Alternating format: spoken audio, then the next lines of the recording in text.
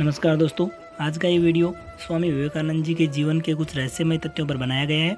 आप वीडियो को लास्ट तक देखिएगा। पसंद आए तो वीडियो को शेयर ज़रूर कीजिएगा। दोस्तों, स्वामी विवेकानंद के बारे में तो आप सब जानते ही हैं। आज इस वीडियो के माध्यम से स्वामी जी के जीवन के कुछ ऐसी विशेष घटनाओं के बारे में हम जानेंगे जिनके कारण एक साधारण सा बालक संपूर्ण भारतवर्ष को विश्व गुरु की उपाधि दिलाने में सक्षम हुआ। दोस्तों, स्वामी विवेकानंद का जन्म 12 जनवरी सन 1863 को कलकत्ता में एक कुलीन कायस्थ परिवार में हुआ था। उनके बचपन में घर का नाम वीरेश्वर रखा गया, किंतु उनका औपचारिक नाम नरेंद्र नाथ दत्त था। पिता विश्वनाथ दत्त कलकत्ता हाईकोर्ट में एक प्रसिद्ध वकील थे। स्वामी विवेकानंद ऐसे आध्यात्मिक संत हुए जिनके जीवन वृत्तांतों की अगर बात करें तो अनगिनत ऐसी घटनाएं हैं जिनसे प्रत्येक व्यक्ति अपने जीवन पर्यंत प्रेरणा लेता रहेगा। एक बार की बात है, जब अमेरिका के शिकागो शहर में हो रहे सर्वधर्म सम्मेलन में सभी देशों के धर्म प्रचारक आए हुए थे, तो स्वामी विवेकानंद भी इस धर्म सम्मेलन में शामिल हुए और उन्होंने अपने धार्मिक प्रवचनों से अमेरिका के ही नहीं अपितु संपूर्ण विश्व के लोगों को अत्यधिक प्रभावित किया, जिनके कारण ही स्वामी विवेकानंद का नाम विश्व में प्रसिद्ध हो गया। उसके पश्चात तो उनके भाषणों ने पाश्चात्य देशवासियों को आश्चर्यचकित ही कर दिया।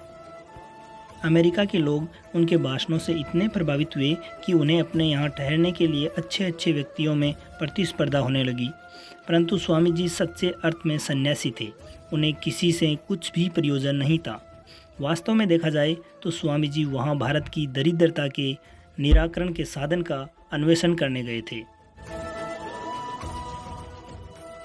यहाँ तक कि धनी पुरुषों के यहाँ आतिथ्य स्वीकार करते रहने के उपरांत भी वे बराबर अपने देशवासियों की दीनहीन दशा को स्मरण रखते थे। एक बार एक करोड़पति ने अपने राजसी भवन में स्वामी जी को बड़े सम्मान से ठहराया। स्वामी जी साधारण पुरुष नहीं थे। श्रीमंत का राजसी भवन एवं वैभव स्वामी जी को प्रभावित नहीं कर सका। श्रीमंत के राजसी भवन के सब प्रकार की भौतिक सुख सुविधाओं से संपन्न उस कक्ष में वे अपने देश की दरिद्रता का स्मरण करते रात भर आंसू बहाते रहे और पल भर भी उन्हें नींद नहीं आई। अपने मित्रों से एक बार प्रसंगवश स्वामी जी ने अपनी स्थिति का उल्लेख करते हुए कहा था, देश की शोचनीय दशा मुझे 5 मिनट के लिए भी सोने नहीं देती। यहाँ रहते हुए मेरा मन यहाँ के वैभव से तनिक भी प्रभावित नहीं है। ऐसा था स्वामी विवेकानंद का देश प्रेम। सचमुच देश की आत्मा के साथ स्वामी जी की आत्मा जुड़ी हुई थी। तभी तो विदेशों के वैभव के बीच रहते हुए भी देश की दुर्दशा का स्मरण कर वे आंसू बहाते रहते थे। यही है देश प्रेम का वास्तविक रूप। अभी एक दूसरी घटना के बारे में जानते हैं। बात उन दिनों की है जब स्वामी विवेकानंद नए नए सन्यासी बने थे। उस समय तक उन्होंने प्राणी मात्र में समान भाव से ईश्वर के दर्शन का गंभीरता से अध्ययन नहीं किया था। एक बार स्वामी जी गाँव की स्थिति का अध्ययन करने तथा लोगों को सदाचारी बनने और दुर्व्यसनों से दूर रहने का उपदेश देने निकले। भीषण गर्मी में स्वामी जी एक गांव से गुजर रहे थे। उन्हें प्यास लगी थी। खेत की मेड़ पर बैठे एक व्यक्ति को लोटे से पानी पीते देखकर उन्होंने कहा, भैया मुझे भी थोड़ा पानी पिला दो। उस ग्रामीण ने भगवा वस्त्रधारी को देखकर सिर झुकाया और बोला, महाराज मैं निम्न जाति का व्यक्ति आपको अपने हाथों से पानी पिलाकर पाप मोल नहीं ले सकता। स्वामी जी ये सुनकर आगे बढ़ गए। कुछ ही क्षणों में उन्हें लगा कि उन्होंने सन्यासी बनने के लिए जाति, परिवार और पुरानी प्रचलित गलत मान्यताओं का त्याग कर दिया। फिर आग्रह करके उस निश्चल ग्रामीण का पानी क्यों नहीं स्वीकार किया? उनका जाति अभिमान क्यों जाग उठा? ये तो अधर्म हो गया। वह तुरंत किसान के पास लौटकर आए और बोले, भैया मुझे क्षमा करना, मैंने तुम जैसे निश्चल परिश्रमी व्यक्ति के हाथों से पानी न पीकर घोर पाप किया है।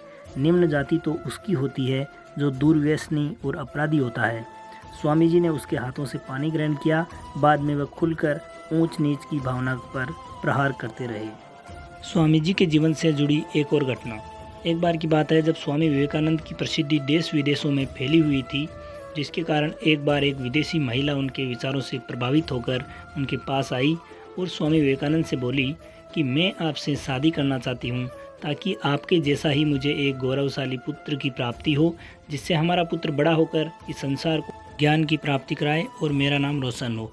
इस पर स्वामी जी ने बड़े शांत स्वभाव से उस महिला की तरफ देखा और बोले, देवी क्या आप जानती है कि मैं एक सन्यासी हूँ? भला मैं कैसे शादी कर सकता हूँ? अगर आप चाहो तो हमें अपना पुत्र बना लो, जिससे मेरा सन्यास भी नहीं टूटेगा और मैं आपको पुत्र के रूप में भी मिल जाऊँगा। इतना सुनते ही विदेशी महिला स्वामी जी के चरणों में गिर पड़ी और बोली, धन्य है आप साक्षात ईश्वर के रूप के समान हैं जो किसी भी परिस्थिति में अपने धर्म के मार्ग से विचलित नहीं होते। स्वामी विवेकानंद की इस कहानी से हमें यह शिक्षा मिलती है कि सच्चा पुरुष वही है जो किसी भी परिस्थिति में नारी का सम्मान करना ना भूले। जय हिंद, जय भारत।